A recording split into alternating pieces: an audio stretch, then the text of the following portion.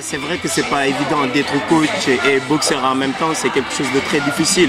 Bon, j'essaye de relativiser et faire la part des choses. C'est quand je dois me préparer, j'ai mon coach individuel ici qui me fait les préparations bien spécifiques et tout ce qui est conditions physiques et tout ça. Et après, quand le combat arrive, je suis en train de, plutôt miser sur l'ancienneté, plutôt l'expérience pour pouvoir essayer de m'en sortir sur le combat. Ce soir ça a été, mais on ne sait jamais sur d'autres combats est-ce que je m'en sors ou je m'en sors pas.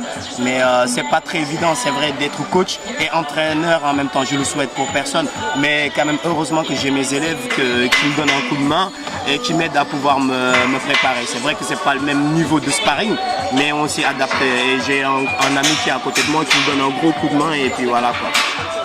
Et est-ce que tu peux nous parler de ton combat justement? Tu disais que toi, tu penses que tu as vraiment fait la différence parce que tu me parlais d'expérience, etc.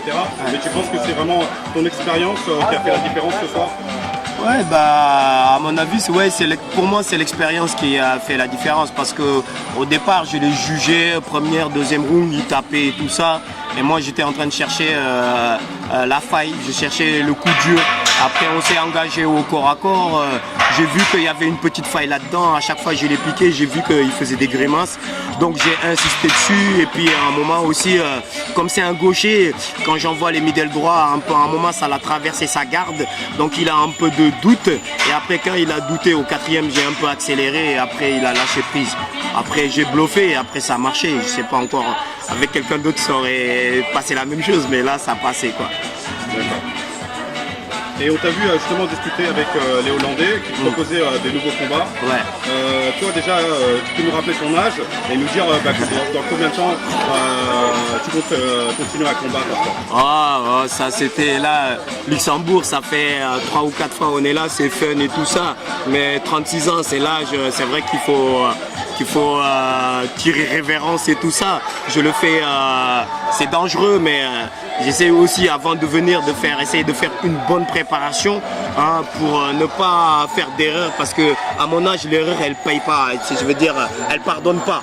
Ça veut dire que direct je peux avoir une séquelle qui peut me garder à vie et tout ça. Je le conseille à personne de continuer de combattre à un certain âge. Mais comme nous on est des Nakmoué, on aime la boxe taille. Vous savez, c'est comme un footballeur, quand on lui met un petit truc, on lui dit joue, il va jouer. Nous aussi c'est pareil, dès qu'on nous appâte avec un combat, on y va, on réfléchit pas trop parce qu'on aime bien. Mais quand même, il faut réfléchir parce que avoir mon âge à 36 ans et faire combat comme ça, c'est très difficile. J'ai vu que les Hollandais, ils ont apprécié le combat que j'ai fait ce soir.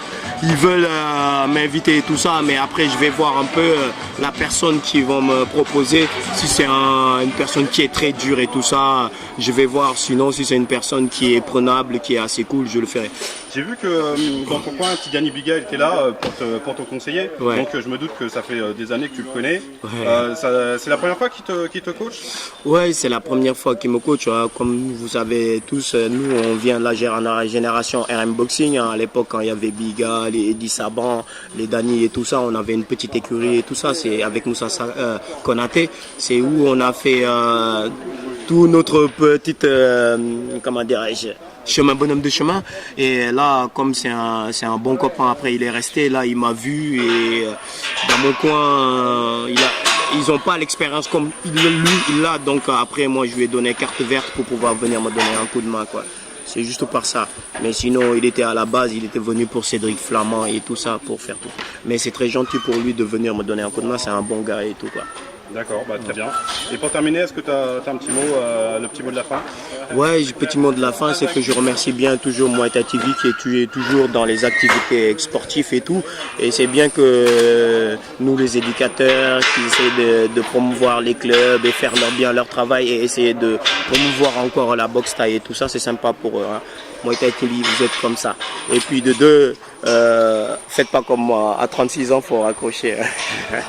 D'accord, très bien. Merci, à plus tard Abdoulaye. Merci Muay Thai TV, à bientôt, ciao. Salut. Ciao.